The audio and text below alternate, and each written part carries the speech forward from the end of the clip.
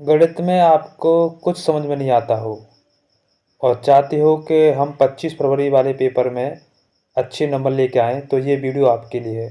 तो नमस्कार, आप सभी का स्वागत है आपके अपने प्यारे YouTube channel goal with board exam. अभी तक आपने ये चैनल सब्सक्राइब नहीं किया तो जल्दी से चैनल को सब्सक्राइब कीजिए, जिससे कि नई वीडियो अपलोड हो जैसे ही आपके पास पहुँचे, और वीडियो को लाइक भी कर देना। इस चैनल पर निरंतर क्लास 10th की तैयारी कराई जा रही है हर सब्जेक्ट की, तो इसीलिए चैनल को सब्सक्राइब कर लीजिए। तो ये गणित की वीडियो है, इसमें टॉप 20 बार बार पेपर में आने वाले प्रश्न लेकर आया हूँ मैं। तो आप लोग वीडियो को पूरा देखें, कान में ईयरफोन लगा लो, नहीं तो एक जगह का बैठ जाओ एकांत में, वहाँ पेन पेंसिल लेकर के मेरे साथ करना स्टार्ट कीजिए। हर प्रश्न समझ में आ जाएगा, बिल्कुल भी अगर तुम्हारा गणित कमज़ोर है तब भी। तो पहला प्रश्न कह रहा है कि एक परिमेय संख्या और एक अपरिमेय संख्या का योग क्या होता है। तो इसका आंसर होगा प्यारे बच्चों अपरिमेय संख्या। ठीक है, जैसे मान चलो परिमेय संख्या क्या होती है, जो पी बट्टे क्यू के रूप में होती है। मैंने परिमेय संख्या ले ली 2, और अपरिमेय संख्या जो पी बट्टे क्यू के रूप में नहीं लिखी जाती है, जैसे रूट के 3, रूट के 5, तो रूट के 3 ले लिया। तो देखो यहाँ पर क्या बनेगा, ये तो अपरिमेय संख्या बनेगी।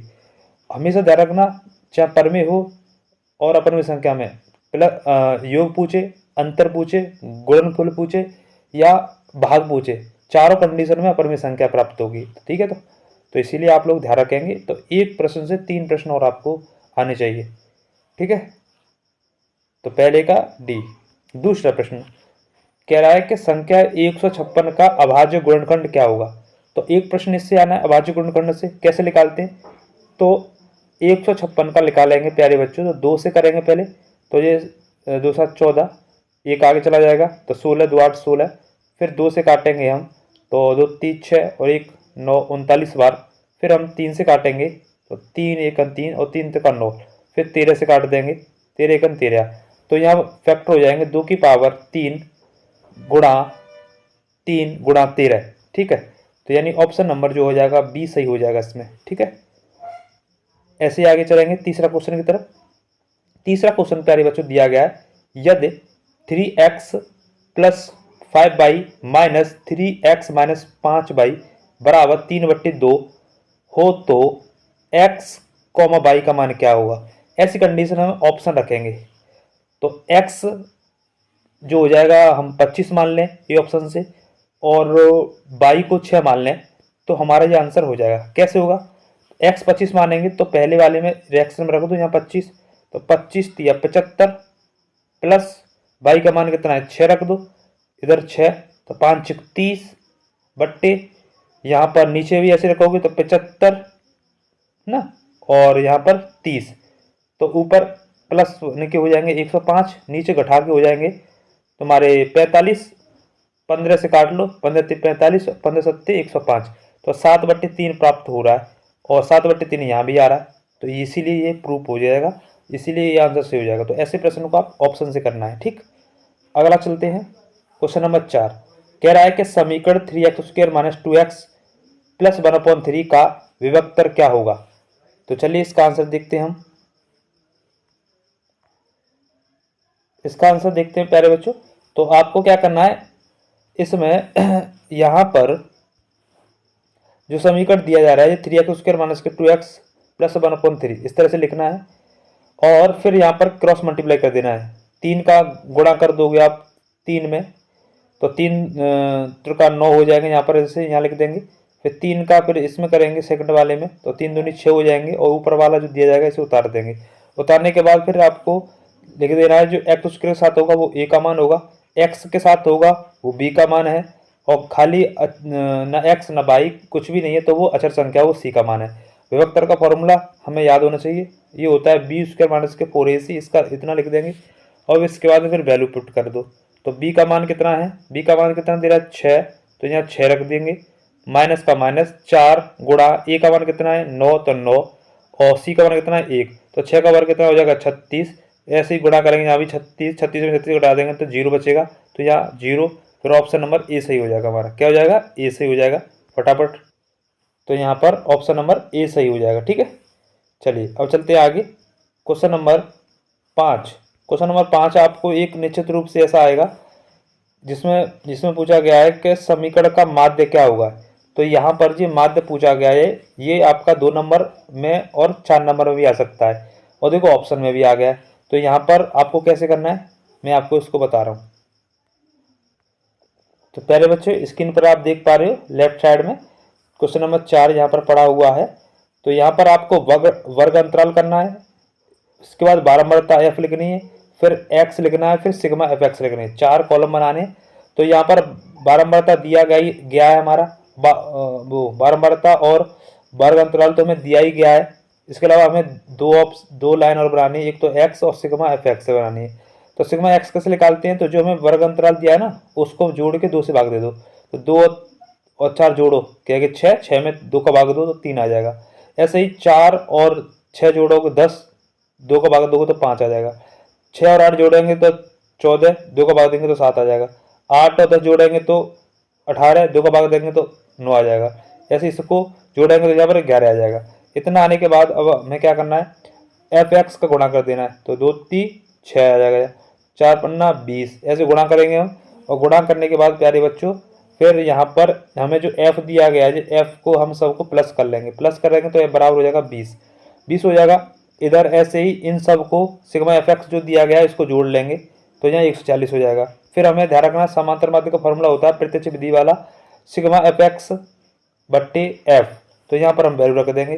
तो सिग्मा एफ एक्स की वैल्यू कितनी है 140, एफ की वैल्यू कितनी है 20। अब 20 से 140 को काटेंगे तो 7.3 आ जाएगा। ऑप्शन नंबर डी सही हो जाएगा। ठीक है, तो चलिए, तो यहाँ पर ऑप्शन नंबर डी सही हो जाएगा। ठीक, चलिए आगे चलते हैं। प्रश्न नंबर 6, प्रश्न नंबर 6 आपको दिया गया है।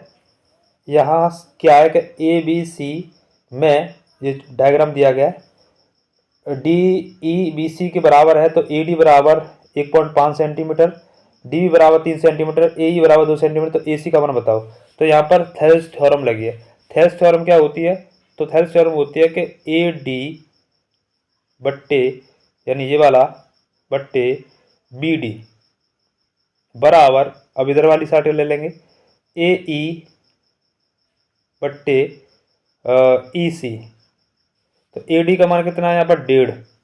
तो ए डी का मान जो है 1.5 है, तो यहाँ 1.5 रख देंगे 1.5। और ई सी का मान कितना है 2, माफ कीजिए 3 है। और इसके बाद में ए ई का मान कितना है 2 है, 2 रख देंगे। और ई सी पूछ रहा है हमें, तो क्या करेंगे 1.5 से 3 काट देंगे 2 बार, 2 बार कटने के बाद 2 का इसमें कैंची गुणा कर देंगे, 2 दूनी 4। तो यहाँ पर ई सी बराबर कितना हो जाएगा 4। तो इसीलिए ऑप्शन नंबर यहाँ पर सी सही हो जाएगा। ठीक, नेक्स्ट चलते हैं क्वेश्चन नंबर अगला 7वां प्रश्न कह रहा है कि बिंदुओं 2,3 और 4,1 के बीच की दूरी क्या होगी। तो चलिए इस क्वेश्चन का सॉल्यूशन देखते हैं। तो जैसा कि आप लेफ्ट साइड में देख पा रहे हो, यहाँ पर 2 बिंदुओं के बीच की दूरी। तो आपको फॉर्मूला याद रखना है। क्या फॉर्मूला होता है, फॉर्मूला होता है अंडरवुड में x2 माइनस x1 का whole square plus y2 minus के y1 का होल स्क्वायर। ठीक है, तो यहाँ पर रख देंगे वैल्यू। तो वहाँ पर जो दिया गया है आपको x2 जो है 4 दिया गया है, यानी बाद वाला आपको थोड़ा सा दिखा दूँ। देखो यहाँ पर ये जो है शुरुआत वाला 2 जो है ये है x1, और ये 4 जो है इधर वाला ये उसे बोलेंगे x2। ये फिर दिया गया है y1, और इस दूसरे वाले में जो है इसे बोलेंगे y2। समझ में आ गई। तो बस वहाँ पर हमें वैल्यू को रख देना है। तो यहाँ पर हमने यहाँ वैल्यू रख दी फॉर्मूला में। फिर रखने के बाद 4 में से 2 जाएंगे तो 2 बचेंगे, 2 का वर्ग। अब ऐसे यहाँ पर 1 माइनस 3 तो माइनस के 2 बचेंगे। इतना करने के बाद हमें 2 का वर्ग कितना होता है 4, और 2 का वर्ग यहाँ पर 4 छोड़ेंगे तो 8 हो जाएगा। और 8 को हम लिख सकते हैं 2 अंडर के 2। ऑप्शन नंबर बी सही हो जाएगा इसमें। ठीक है, ठीक है, तो यहाँ पर ऑप्शन नंबर जो है बी सही हो जाएगा। अगला प्रश्न तीसरा कह रहा है कि द्विघात समीकरण 3x² minus 12x plus M के मूल बराबर है, तो एम का मान ज्ञात करो। तो फटाफट देखते हैं इसका सॉल्यूशन। तो प्यारे बच्चों इस तरह से लिख लेंगे इस सवाल को, और लिखने के बाद यहाँ पर 3x² माइनस के 12x प्लस एम बराबर 0 मूल बराबर है। तो हम फॉर्मूला विभक्तर का लगा देंगे, बी स्क्वायर माइनस के 4ac बराबर 0। तो आप जानते हो, भी मैंने बताया, एक्स स्क्वायर के साथ जो होगा वो ए का मान होगा, खाली एक्स के साथ या बाई होगी तो वो बी होगी, यानी जी ए हो गया, जी बी हो गया, और खाली अचर संख्या है वो क्या होगा, सी हो गया। अब क्या वैल्यू रख दो यहाँ पर इस फॉर्मूले में, तो कहेंगे तो बी का वैल्यू माइनस के 12 और 4ac, ए का मान 3 और सी का मान m, तो 12 का वर्ग 144 और इधर 4×12 m कर देंगे, 4×12 m हो गया।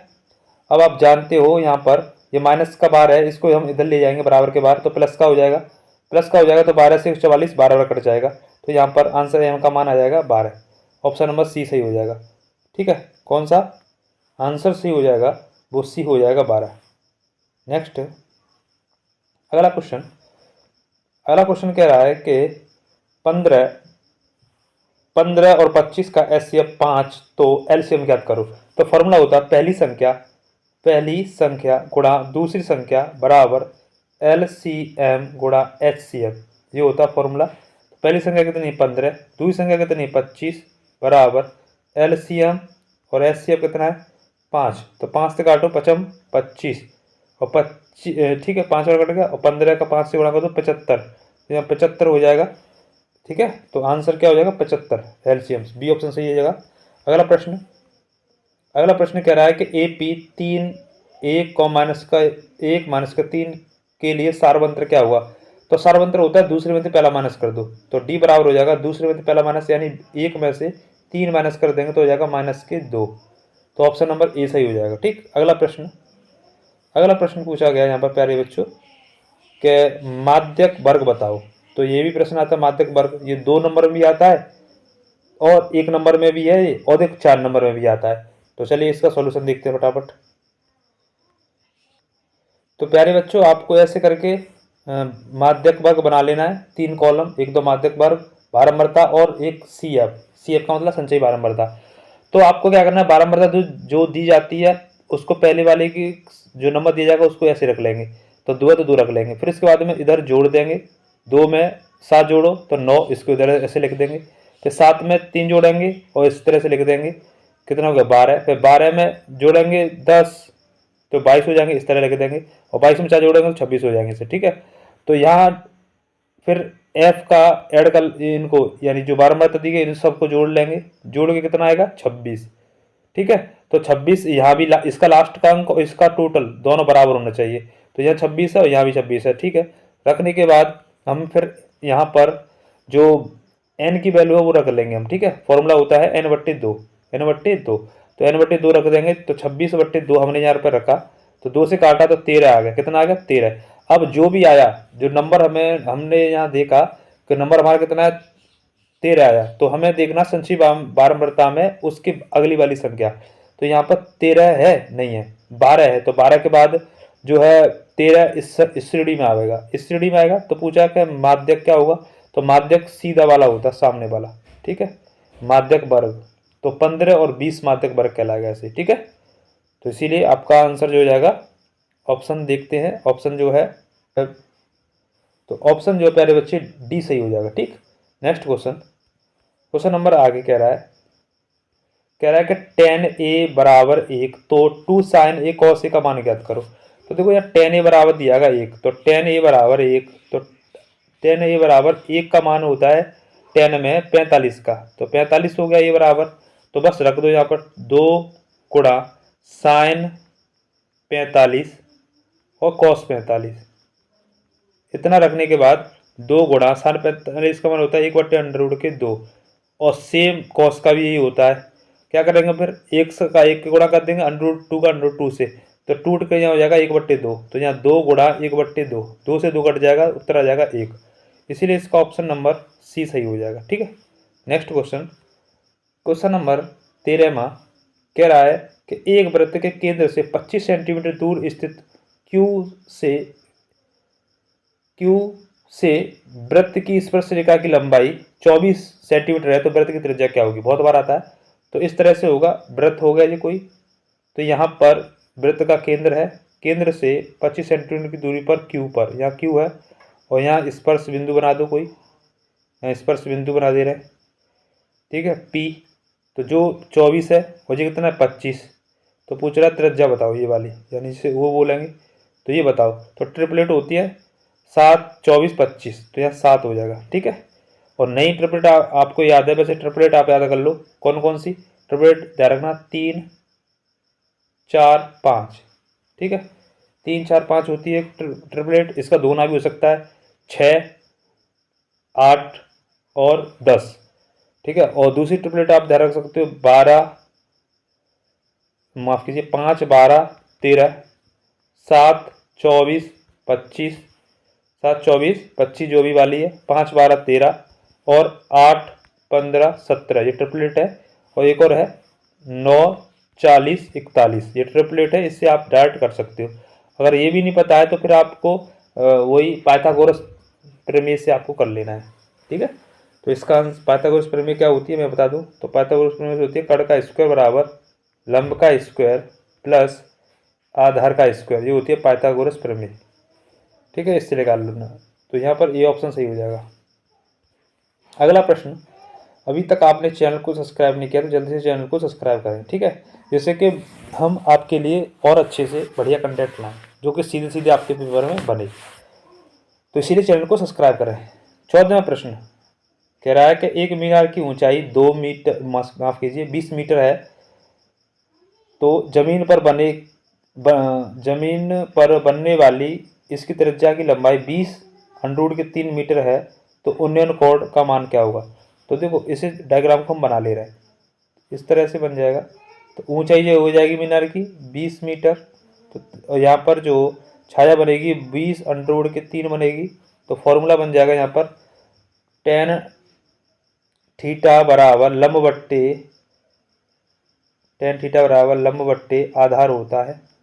तो लंब कितना हो गया 20, आधार कितना हो गया 20√3, तो वैल्यू रख देंगे 20/20√3।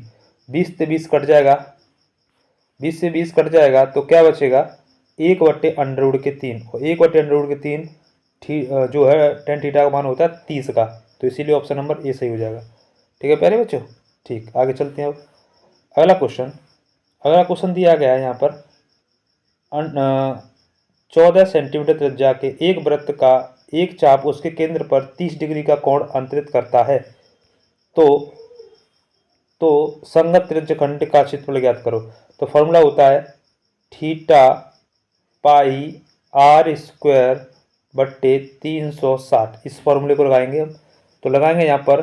तो थीटा का मान कितना है 30 गुणा 22 बट्टे आगे करें थीटा, और थीटा का मान कितना है 30, तो थीटा का मान 30 गुणा 22/7 गुणा आर का मान 14 गुणा 14/360। तो यहाँ 0 से 0 काट लो, 3 से काटेंगे 3 एकम 3, 3 दूनी 6, फिर 7 से काटो 7 दूनी 14, फिर 2 से काटो इसे 6 बार, फिर 2 से काटो इसे 7 बार, और इसे काटेंगे 3 बार, और 12 ऊपर गुणा कर देंगे 7 का 22 में, तो 154/3। यह आ जाएगा ऑप्शन नंबर सी सही हो जाएगा, ठीक है। चलिए नेक्स्ट 16वां प्रश्न कह रहा है कि जो का टोपी का आकार होता है तो शंक्वाकार हो जाता है, इसमें बी ऑप्शन सी हो जाएगा।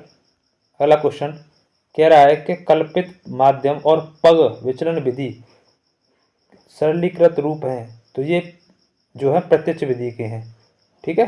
तो बी ऑप्शन सी हो जाएगा। अगला प्रश्न कह रहा है कि यदि कुछ प्रेक्षणों का माध्य 15, माध्य का 24, तो बहुलक ज्ञात करो। तो एक फॉर्मूला होता है बहुलक का, याद कर लेना, लिख लेना, बहुत बार आता है। बहुलक